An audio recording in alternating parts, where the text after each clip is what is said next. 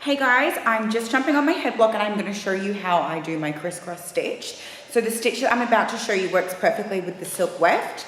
The reason that I would use this stitch with the silk weft is that it doesn't cause any buckling like the silk weft can do if you're just using a normal stitch.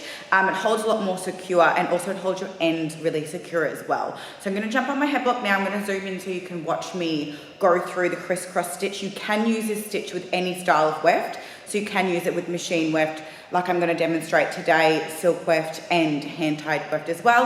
But I'm just going to use machine weft today to give you guys a demonstration. I am also going to be using a dark thread on our model just so you can see what I'm doing. So I'm going to zoom in now and go ahead. Okay, so I've got my knot in here, nice and secure.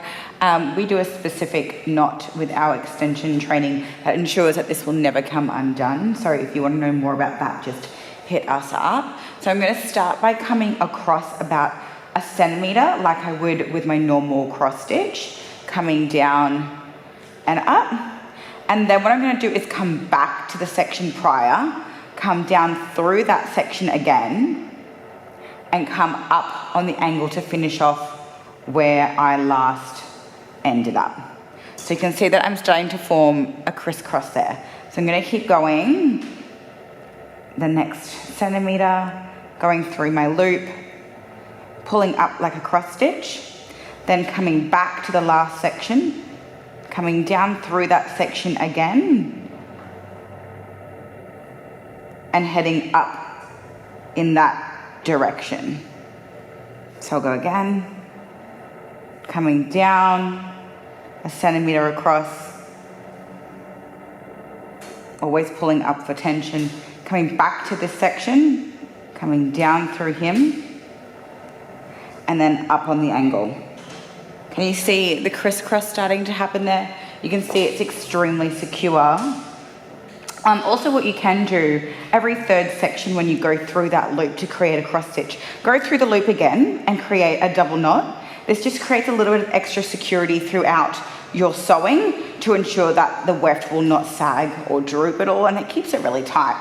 So always do that on the cross stitch version, not the crisscross one. So the next one's my crisscross. I'm coming back and I'm coming up, so I won't do my double knot there. I always do it when I'm just doing my straight down one. Down and up like normal, coming back and heading up on that angle. I'm just going to move around the other side. Woo.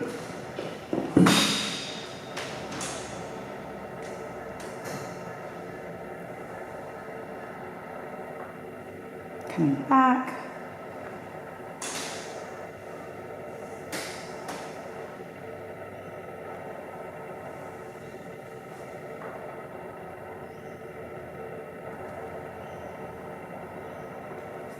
There you go. That's how I would do my crisscross stitch. So once you get all the way to the very end, start crisscrossing really close together, head right to the very end, secure your end, and then always come back in about 1 inch with a plain cross stitch over the top. That will make sure your end is extremely secure. So have a little try of this one at home, guys. I love it. It's my go-to stitch now for all of my wefts, especially if someone's got fine hair. And yeah, you're gonna love it. It's really super easy. Let me know what you think.